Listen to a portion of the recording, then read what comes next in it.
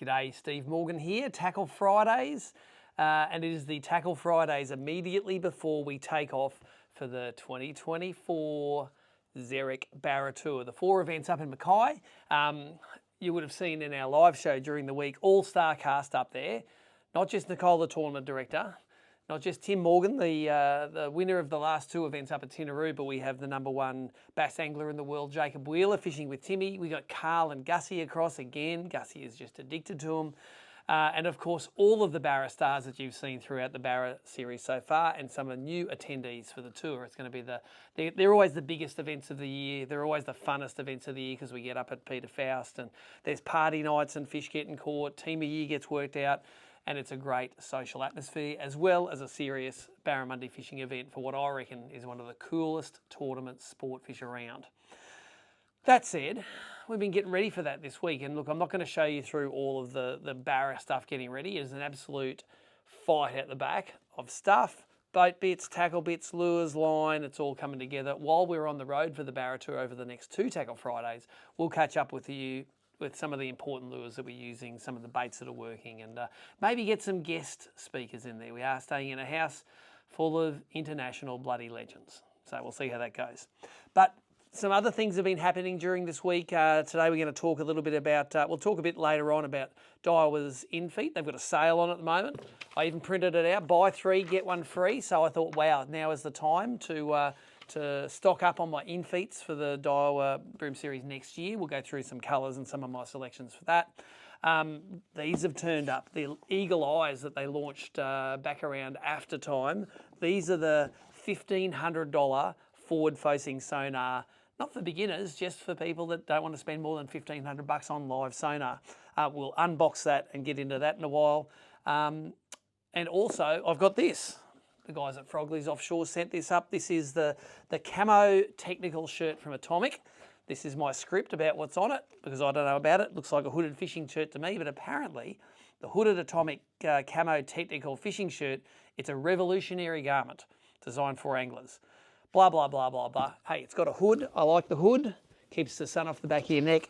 But more importantly, I love the fact that when I stand there and I'm fishing, the sleeves are long enough to fall down over the back of my hands. I'm not fishing with a shirt which is up this high. And also, they're quite tight on the wrists. If you have a shirt where the cuff dangles down too much, you're going to be in trouble because the rod butts, all sorts of things get caught in there. So I think the design actually is pretty good. I like the grey colour. They also come in a purple colour, which Nicole loves. I'm sure you'll be seeing her wearing that on the Barra Tour. Look at that, I'm getting a frown from in there. So Atomic shirts, these are for the first round. Atomic's are doing the first Barra round at Teenborough. I'm going to be wearing the sponsor Karma shirts and maybe have a few of their baits tied on as well. So thanks for that, guys, at Atomic. I want to unbox this.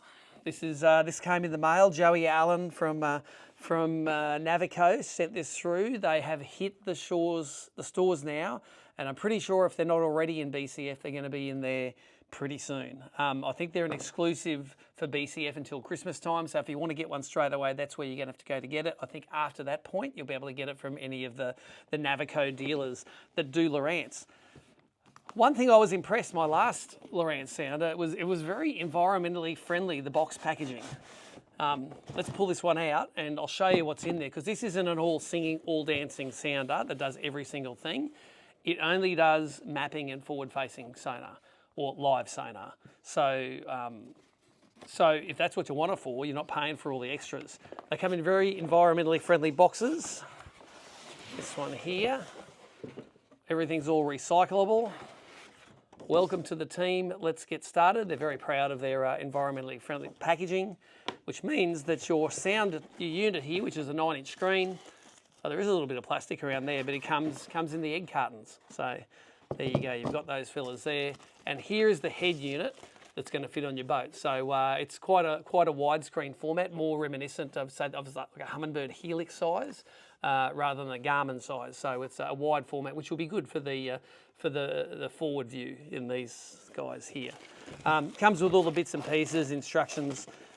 I assume in here is the business end, which is that, and that is the live transducer, which will only do down and forward mode. It doesn't do the perspective mode. You've got to spend the big dollars to get one of those. It comes with its own brackets here.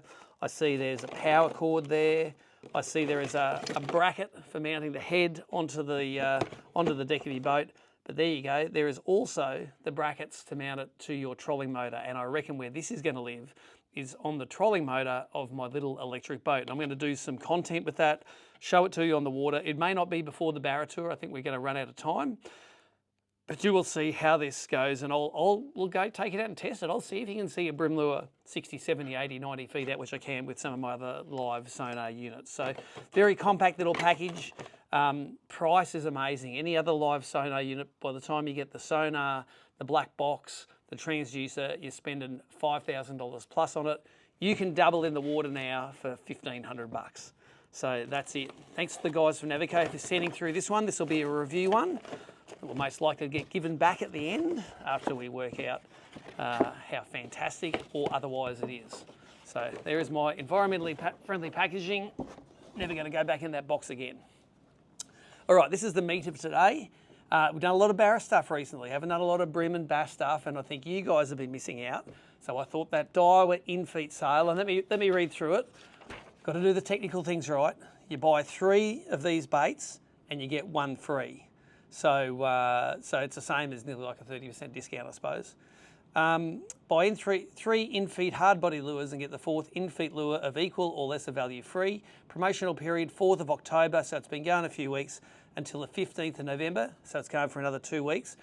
And the guys at Daiwa told me that it's at all of the ABT member stores, so that's all the way from guys like Complete Angler up at Gladstone. You've got Tackle World Lawton, you've got Tackle Warehouse here, Sporties, Manning River Marine, fishing.com.au, all of those ABT friendly stores. You can drop into them and get the deal. And I'm pretty sure Adam at fishing.com.au will also do it via mail order. So I want to go through some of the in-feet lures, and I want to tell you what my colour choices are going to be for these ones when I'm doing my restock. You know that a genre of lures is going okay when this is my pile, a part of my pile of bream boxes that go with me. Yeah, and they're labelled with things like that one there. They're the deep jerk baits. That's my day box. They're my top water baits. Got top water written on it there. They're my fat crank baits. I have a box which is called spikes. So when a lure of its own gets its own box, you know that I use them a fair bit. And the way to work out how many do I use is at the end of the season, have I got any blank spaces?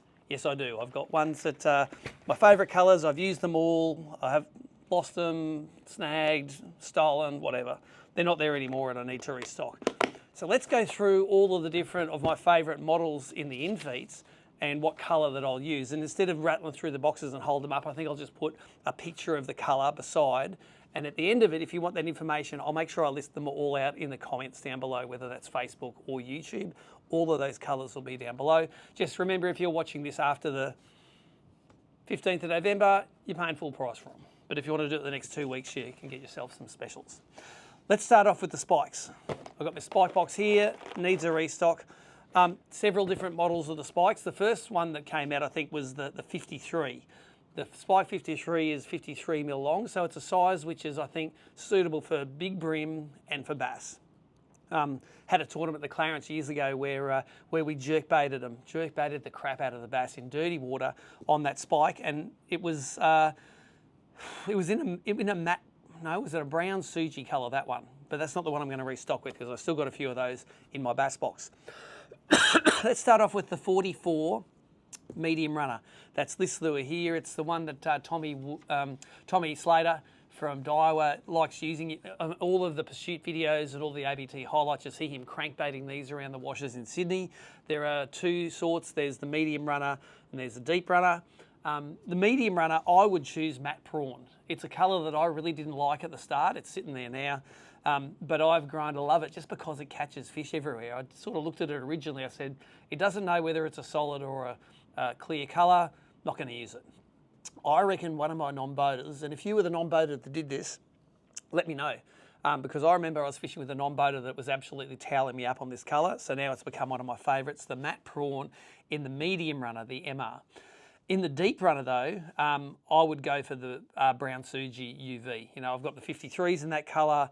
I want the 44 deep runners in that colour, and that's because I can use them for both things. It's my confidence bass colour, but it's also my confidence brim colour for big fish, either down deep on bridges, cranking along rocky banks. The bigger bib just gives it that little searching sort of property when it's hitting along a rocky, rubbly bottom.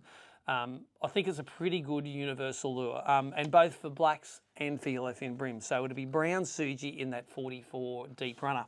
In the 53, as I say, I've got all my brown sujis from a bass, so I don't need to restock on those. But what I would do is I would get the Wakasagi colour. Again, the 53, it's a good crossover lure for brim and bass, but that Wakasagi colour I really like down in the black brim fisheries in Gippsland, Tassie, all of those big black brim places. If you've got a flat that you're cranking in that sort of 6-7 feet of water, you're going to get down, you're going to be sort of grubbing in the bottom with that lure, and it's a big enough size to get those fellas interested. And I like that baitfish colour, not necessarily a chrome one in that one, but a baitfish sort of colour in that 53. A lure that I've got a couple of, but I haven't fished that much, is the 53 EXDR, which is the extra deep runner. And again, I think this is a good crossover lure for brim and bass, especially thinking of places like the big steep walls on the Hawkesbury and some of those big sandstone rivers down south. This thing gets down quick. I don't reckon it takes a heap of speed. I wouldn't put it on and try to spin a salmon on it, but for that real slow diving down retrieve, I think the DR would be great. I think I sneakily think that it would also be a pretty decent barra lure if I could find a combination of hooks that would hold a barra and not wreck the action of the lure. And just quietly, probably going to have a couple of those sneakily packed into the Barra Tour boxes this year. If they're eating little bait fish, a lot of the times I catch big barra, they're spitting out tiny little bony brim, tiny little bait fish. So now, I'm not afraid to use a lure like that on a barra. I'm also not afraid to use a lure that size on a barra. The colour I would get is that Moebi. I think it's a good colour in dirty water, good colour in clear water. Feel confident of that colour when I've been using it in the other spikes.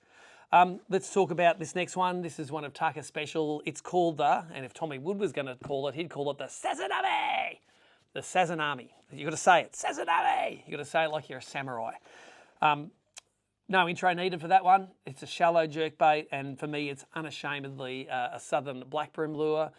Gets a little bit deeper than you think it gets. Like I thought it would go and only run about 6 inches under the surface, but it actually does go sort of that 1 to 2 foot down. It may grubble on the bottom. For me, there's a lot of those Adele colours. They're like a holographic sort of colour. The rice fish Adele colour is great, but for me, my favourite is the AU Adele colour, and I would definitely be using that in Tasmania. For me, it's a bit of a replacement for the old Presso Minnows, the chrome Presso Minnows you used to love. Still got a few of those in the box, but that Adele AU colour would be fantastic. And I'm going to be ordering a few. Let's talk about some top orders, the in-feet slippery dogs. There's actually 3 sizes of these on the website, but I suppose the 2 smaller sizes are what brim anglers would love. The Slippery Dog 65 was really shown to me how good it was by Stewie Walker. We fished a tournament in Malakuta a few years ago where I was using a bent minnow, but Stewie was sort of going fish for fish on me with that small slippery dog. And because the bent minnow I was using was the peach face clowny sort of colour, I would order it in the clown colour for this lure. They fish quite similarly. A medium speed fished slippery dog sort of looks like a slow fished bent minnow anyway. It doesn't get under the water as much, but definitely hooks up really well. Would not hesitate at all to tie them anywhere from the Gold Coast to the flats at Malakuta to even like places like Little Swamport in Tassie. But that bright colour, 1, you can see it, and 2, the fish are not scared of it and they like eating it. Let's go to the next one up, the 80 mil one, and this is a lure that in my home waters here at Moreton Bay, I like using a lot. You know, it started off the gun lure was always the Dog X Junior in the yellow colour, but this is a really good substitute for that. Probably a little bit more finesse lure, but I would also be ordering this bait in a really bright colour. The thing is, you're often fishing it where there might be this much chop on the water. It's sort of clear water, but the waves kicking all over make it hard to see that yellow colour. And in this case, the honeybee colour is going to be the one that I would order and stock up the box with. You can see it from a long way away. They eat it all over the joint. They don't just eat it in Moreton Bay, they eat it in Lake Macquarie. You get a nice breeze on a bank in a summer's day in Lake Macquarie, those big bream will come up and slurp that down. I guarantee they think these things are prawns, and they come up, and we all know that every fish in the ocean loves a prawn. So honeybee in the 80mm slippery dog. Let's go to some more crankbaits. The Kodachi 40. The Kodachi for me is, if you're an Ecogear SX40 lover, then in the Daiwa range, the Kodachi is the bait for you. And the colour, of course, it's Sydney Suji. It's that green see-through prawny colour that I've used many, many times in Sydney Harbour for crankbaiting the boats. Not just the boats, shallow rubbly water, where it's clear and where it's windy is where these clear, small crankbaits thrive. Again, Lake Macquarie could be tough as hell to get a slight breeze on the water, and when that breeze comes on the water, breeze plus this crankbait can get them biting. An interesting thing for me with the Kodachis is I find them quite difficult to detune. So if you're a guy that likes tuning your crankbaits to run either left or right, the Kodachis always swim really well, and they're really, really hard to get to swim off axis. So if you're going to detune a lure, I wouldn't use the Kodachi for it. There are better lures out there to do that detune cranking. But if you want a lure which you can fish in the wind and the rough, casts really well, runs through, and you can run that straight down under the boats, Sydney Suji coloured Kodachi is the one for you. Let's talk about the rolling cranks. They're a fatter crankbait, and of course we all know that those fat crankbaits have a 20-year history in ABT with like the old Atomic 38 hards still in the market today. In the Daiwa range, these are the sort of the fat cranks that the brim crank is going to love. And for me, it's more of a yellowfin thing than a black brim thing, even though you can catch black brim on them. I just think one of these either a medium diver tipped across the top of the weeds or a deep diver grubbed along a sandy or muddy or rocky bottom is really going to get those strikes from the yellowfin brim. Let's look at the medium runner. This one here, it's it's a colour that in a clear weedy lake like Lake Macquarie, for instance, is an absolute killer. I remember back in the day, Adam from Fishin' sent me some shallow diving jackals in that black UV colour. Daiwa have got their option there now, and I'd definitely be buying the matte black medium runners to just tip along that weed on 2 or 3 pounds straight through fluorocarbon in those clear weedy waters. The medium runner from Daiwa actually does run quite deep. If you just throw it out and crank it in with your rod tip on the water, it'll probably get caught in a lot of weeds if you're in shallow, reedy water. I find a lot of the time I'll be throwing that out, I'll be holding my rod up a little bit higher just to get that lure running a little bit shallower because you don't want it burying into the weed the whole time. You want it swimming just this far above the weed so that fish that are just above the weed or embedded in the weed will come out and grab them. But the black UV colour, that's the one I would be getting in the medium runner. And the last one, the roll and crank in the deep runner, it has a slightly wider action, dives a little bit deeper, not too much deeper, but a real action that calls them in and really deflects and grubs nicely. No matter how snaggy it is, you can bounce it over the top of oyster rocks. It's quite buoyant, so if you sort of get it hung up a bit, you can shake that line, it'll float back off. Is the clear gill colour. You know, we all know that sort of bluegill, ghost gill sort of colour, brim all over the joint like it. Daiwa's version is the clear gill, and if I haven't got half a dozen of those in my box to throw at yellowfins during the season, I'm doing myself a disservice. As I said, buy 3, get 1 free at the moment. If you're looking to restock now, it's probably a pretty good time to do it. That's my selection. Remember the comments below, I will have in the description, I'll have all of those colours listed out so you don't have to go back and watch the video. Might not take advantage of cheaper lures. I've got plenty. More lures is better.